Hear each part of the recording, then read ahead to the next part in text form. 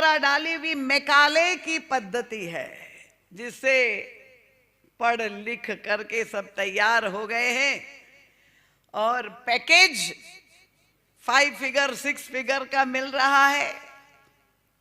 विदेशों की यूनिवर्सिटियों से डिग्री संपन्न है, शिक्षा प्राप्त है, बहुत विद्वान है। पर परम पूज्य महाराज श्री कहते हैं कि हमारे भारतवर्ष, सनातन संस्कृति, हमारे यहां परंपरा क्या थी? उनका दीक्षा देने की परंपरा थी। गुरुकुल में जाकर बालक दीक्षा ग्रहण करते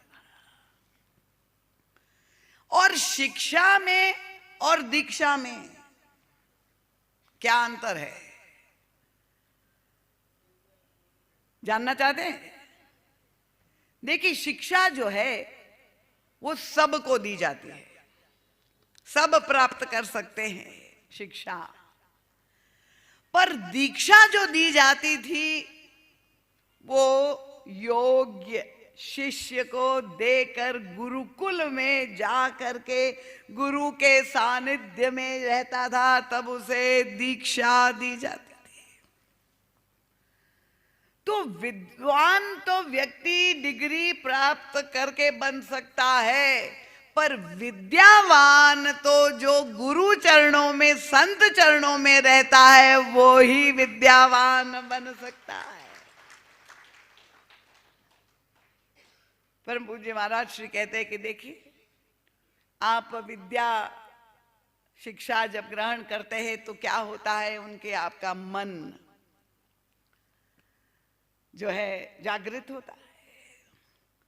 पर जब आपको दीक्षा गुरु देता है तो आपको मालूम है, कल मैंने आपको ये कहा था, ये आज्ञा चक्र, जब दीक्षा का मतलब ब्रह्म संबंध वल्लभ संप्रदाय में कहते हैं, आपके आज्ञा चक्र पर गुरुदेव अपना अंगूठा रख करके जब आपको दीक्षा मंत्र दीक्षा देता है, तब आपका अवचेतन मन में संस्कार की वो स्थापना करते हो, अवचेतन मन जागृत होता है। चेतन मन नहीं, अवचेतन, सबकॉन्शियस। आप शिक्षा ग्रहण करें, आपकी बुद्धि जागृत होगी।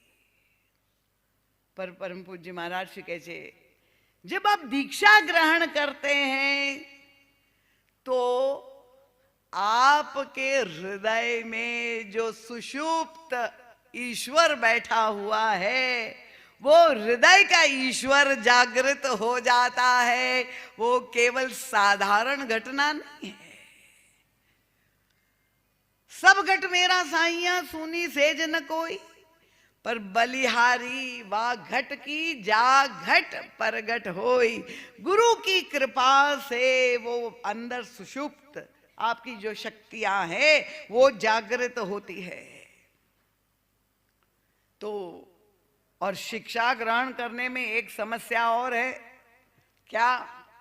बहुत डिग्री आप प्राप्त हो जाए, बहुत बुद्धिमान आप हो गए, पर उसके साथ अभिमान आने की पूरी संभावना है। एक विद्वान व्यक्ति घमंडी अहंकारी भी बन सकता है। वो विद्या उसके जीवन में परिणति किस दिशा में ला सकती है। और अगर आपने दीक्षा ग्रहण की है तो वो गुरु चरणों में बैठ करके जिसने विद्या प्राप्त की है उसके जीवन में परिणाम स्पष्ट दिखाई देता है। जो शास्त्र कहते, विद्या ददाति विनयम सा विद्याया विमुक्तये। व्यक्ति विनम्र बन जाता है, मुक्ति का अधिकारी बन जाता है, जब वो दीक्षा सही अर्थों में उसने ग्रहण की हो। तो इसलिए अगर हमारी ये दिव्य परंपरा, श्री हनुमान जी महाराज को प्रभु ने रावण की चिकित्सा करने के लिए लंका भेजा, कितनी बड़ी कृपा है भगवान की। आप देखिए, ये 3 कृपाओं की चर्चा शास्त्र में की गई है। एक इष्ट कृपा, दूसरी गुरु कृपा। और ये स्पष्ट रूप से दोनों ही कृपा रावण पर थी। भगवान राम की भी कृपा थी, वो भी सुलभ थे, और गुरुदेव के रूप में श्री हनुमान जी महाराज भी सुलभ थे। पर रावण का कल्याण को लाभ क्यों नहीं हुआ? क्योंकि जो तीसरी कृपा है, कृपा पूर्वक आप लोग भी सब सुन लीजिए, अगर आपने भी दीक्षा ग्रहण की है और आपको लगता है कि हमारी उन्नति, आत्मिक उन्नति नहीं हुई है, महाराज श्री कहते जो तीसरी कृपा है वो सबसे महत्वपूर्ण है, और वो है आत्म कृपा। अपने को प्रस्तुत करना। गुरु कुम्हार सिख कुंभ है, घड़ी घड़ी काढ़े खोट। शिल्पकार को मूर्ति का निर्माण पत्थर से करना है तो छीनी हथौड़ी का प्रयोग करना पड़ेगा कि नहीं? पर आजकल के बालक थोड़ी सी आप अगर उनकी आलोचना कर दे, कोई सह नहीं सकता है। माता पिता जितने भी यहां बैठे हुए हैं, भले मौन बैठे हैं, अच्छी बात है, पर सब भुक्तभोगी है। समय बदल चुका है। क्योंकि पहले तो यही होता था कि बालक माता पिता से डरते थे, भय था। और आज क्या स्थिति है? भय तो बना ही हुआ है, पर किसका भय? यहां माता पिता भयभीत रहते हैं, अपने बालक से डरते माता पिता है, बच्चे अब नहीं डरते। तो अगर जब माता पिता डरते हैं तो गुरुजन, उनकी स्थिति क्या होगी? अब आप कल्पना कर लीजिए।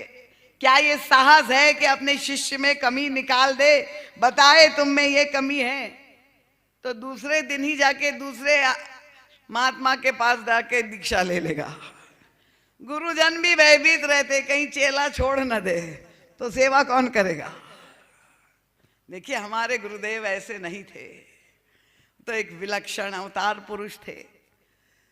तो तात्पर्य क्या है कि ये आत्म कृपा, क्या रावण के पास प्रभु ने कृपा करके, वो तो कभी नहीं गया गुरु के पास पूछने के लिए, अपनी कमी निकालने के लिए, समझने के लिए, पर जब श्री किशोरी जी का अपहरण उसने कर दिया तो प्रभु ने बलात् हनुमान जी को कहा, भाई आप डॉक्टर साहब जा करके होम विजिट करिए।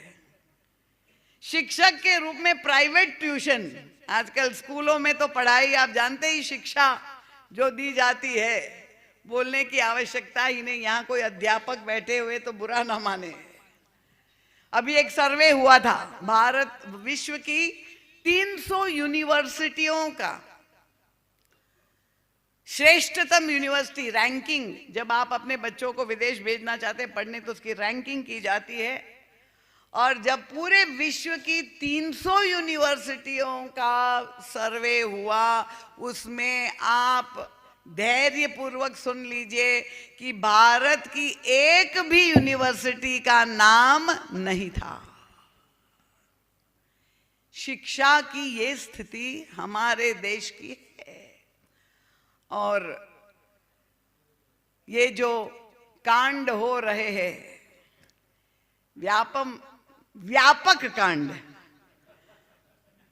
व्यापक कांड कहना ज्यादा सही है, सारे देश में शिक्षा की ये स्थिति है। तो भगवान ने गुरुदेव हनुमान जी को भेजा कि रावण को तुम जा करके कुछ सुमति दो, उनको शिक्षा दो, उसको परिवर्तन आए। और जब हनुमान जी महाराज रावण के दरबार में गए, दृश्य क्या गोस्वामी जी ने प्रस्तुत किया, बंधे हुए श्री हनुमान जी।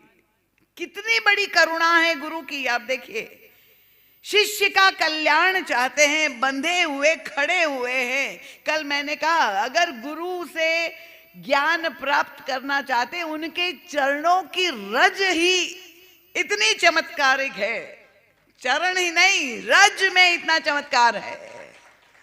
पर वो रज किसको मिल सकती है? इनका प्रणिपातेन परिप्रश्नेन सेवया, भगवान श्री कृष्ण ने अर्जुन में जो कहा है किस पद्धति से प्राप्त करनी चाहिए। अब यहां हनुमान जी महाराज पहुंचे हुए तो क्या रावण दंडवत प्रणाम करके प्रणिपातेन लेट गया। दृश्य क्या है, बैठा हुआ सिंहासन पर 10 शीश और गुरुदेव खड़े हुए, रावण बैठा हुआ। और देखिए श्री हनुमान जी महाराज कितनी कृपा करुणा सोच करके, आप देखिए रावण से विनम्रता से अनुरोध कर रहे, रावण तुम्हारी समस्या क्या है। मोह मूल डायग्नोसिस कर दिया, सदगुरु वैद वचन विश्वासा मानस चिकित्सा में गोस्वामी तुलसीदास ने उत्तरकांड में किया। सदगुरु कौन है, वैद है। और ये रावण जैसा मानसिक रोगी, उसकी